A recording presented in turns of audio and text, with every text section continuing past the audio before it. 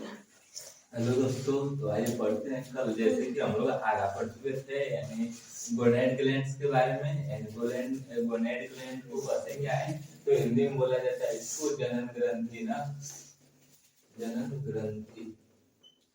इसमें कुछ हम कल जान चुके थे कि गोनेड ग्रंथि कितने प्रकार की होती है और इसमें क्या होता है। जैसे बात करें तो ये मेल और फीमेल दोनों में पाई जाती है। जो मेल होते हैं, मेल में टेस्टिस पाया जाता है जो शरीर के बाहर होता है, और फीमेल में ओवरी पाया जाता है ना, जो शरीर के अंदर होता है। अब बात करते हैं फीमेल का। हम कल बता चुके थे आप लोगों को कि कुत्ता किसी को क्यों दौड़ाता है, क्योंकि वो क्या कर, उसके पेशाब में टेस्टोस्टेरोन की मात्रा अधिक होती है ना, जिससे वो किसी गाड़ी पर पेशाब कर देता है तो गाड़ी वाला आता है और दूसरे जगह लेकर चला जाता है ना, तो दूसरी जगह के जो कुत्ते हैं उसे सुनकर उसके पीछे दौड़ने लगते हैं। ये किसके कारण होता है, तो टेस्टोस्टेरोन के कारण होता है। अब बात करते हैं फीमेल यानी महिलाओं के बारे में ना, तो ओवरी, ओवरी का मतलब बात करें ओवरी यानी अंडाशय की, तो अंडाशय 3 प्रकार के हार्मोन्स को स्रावित करते हैं।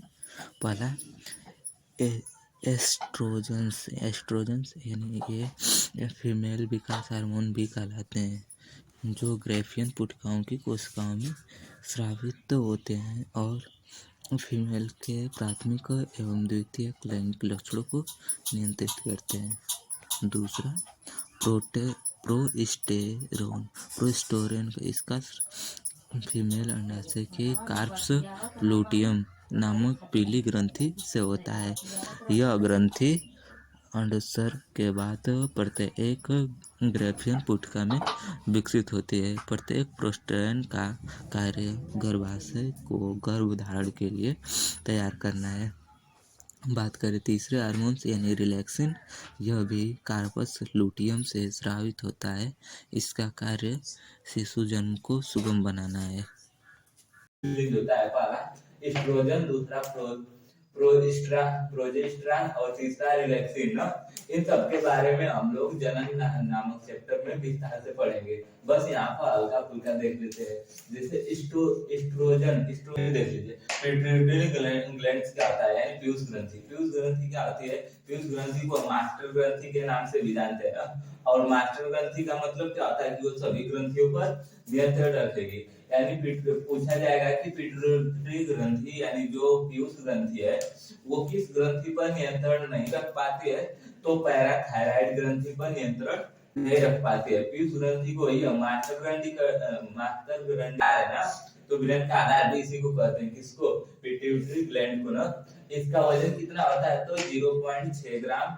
ये बहुत ही छोटा होता है, यानी सबसे छोटी ग्रंथि भी यही है ना। इससे छोटी है एक ग्रंथि पीनियल। अगर आपको पीनियल में वो ग्रंथि का नाम न दे तो क्या करते हैं, इसी पर यानी पिट्यूटरी ग्लैंड पर ट्रिक कर देते हैं। इसके बाद कहते हैं ये बॉडी को कंट्रोल करता है, यानी बॉडी में जितने भी मतलब कि ग्लैंड यानी ग्रंथियां हैं सबको कंट्रोल कौन करता है, पिट्यूटरी ग्लैंड। यानी हम यहाँ से कह सकते हैं कि सभी ग्रंथियों का बाप कौन है, पिट्यूटरी ग्लैंड है ना। तो बाप ही है तो कोई दादा भी होगा, तो दादा कौन है, तो हाइपोथैलेमस जो ग्रंथि है वो सबका दादा है ना। यानी पिट्यूटरी ग्लैंड में अभी जो पैराथायराइड ग्रंथि है उस पर ये नियंत्रण नहीं रख पाती है, लेकिन जो हाइपोथैलेमस ग्रंथि है उस सब पर नियंत्रण रखता है। ठीक है। अब बात करें पिट्यूटरी ग्रंथि जो होती है वो अनेक प्रकार के हार्मोन्स को रिलीज करती है, जैसे TSH यानी थायरॉक्सिन स्टिमुलेटेड हार्मोन्स। ये क्या होता है, तो जो थायरॉक्सिन बनता है उसके बनने में सहायक होता है ना, निर्माण करने में। और थायरॉक्सिन कहाँ बनता है, तो थायराइड ग्रंथि में बनता है, और थायराइड ग्रंथि को उत्तेजित करता है। किस लिए, क्योंकि थायरॉक्सिन ये हार्मोन्स बनाने के लिए। अब थायरॉक्सिन हार्मोन्स तो आप लोग को पढ़ा ही चुके हैं ना, क्या होता है, ये थायराइड ग्रंथि से निकलता है थायरॉक्सिन हार्मोन्स। और आप में सोडियम की कमी हो जाएगी, और ये किसकी कमी मतलब की प्रचुरता देता है, तो सोडियम की ना। अगर आप में सोडियम की कमी हो जाएगी तो आपको घेरा रोग हो सकता है, गला खूब फूल जाता है ना उसमें। ठीक है। इसके बाद बात करते हैं एसटीएच यानी सेमेटोस्ट्रोपिक हार्मोन। ये क्या करता है, तो इसको हम लोग बोलते हैं वृद्धि नियंत्रण। यानी कि किसी भी जीव का वृद्धि कितना हो और कितना न हो ये कौन नियंत्रित करता है, तो एसटीएच हार्मोन। एसटीएच हार्मोन अगर आप में इसका ये हार्मोन अगर अधिक स्राव हो गया या कम स्राव हो जाता है तो आपको जाइंटिस नामक बीमारी हो जाएगी। जैसे ग्रेट खली को हो गई है ना, ग्रेट खली का जो शरीर है बहुत ही हाई यानी लंबे है और उनका पैर देखेंगे तो मतलब कि इतने पतले होते जा रहे हैं, तो उनका मतलब इसमें बीमारी हो चुकी है ना, कौन सी, जाइंटिस।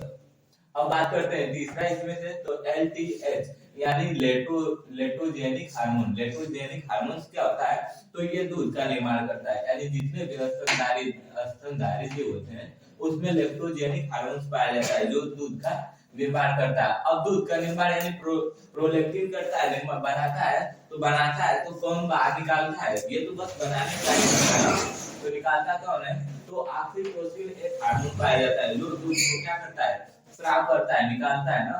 तो दूध का स्राव कौन करता है, ऑक्सीटोसिन हार्मोन, यानी दूध को बाहर निकालने में मदद कौन करता है, ऑक्सीटोसिन हार्मोन।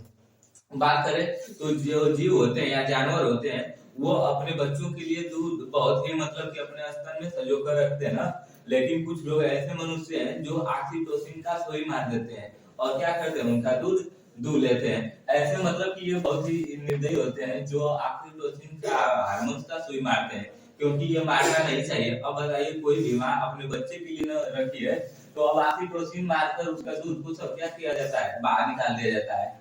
फिर इसके बाद ये वेस्पोपोरेसस यानी ये जो होता है लास्ट हार्मोन किसमें का, पिट्यूटरी ग्रंथि का, तो ये पेशाब की सांद्रता पर नियंत्रित करता है। अगर आपका जो पेशाब की सांद्रता है वो अधिक हो जाएगी तो जलन होने लगता है ना, या फिर कम हो जाएगा यानी पतला हो जाएगा तो आपके पूरे शरीर का पानी निकल सकता है, तो ये इसकी सांद्रता को कौन नियंत्रित करता है, वेस्पोपोरेसस। ठीक है।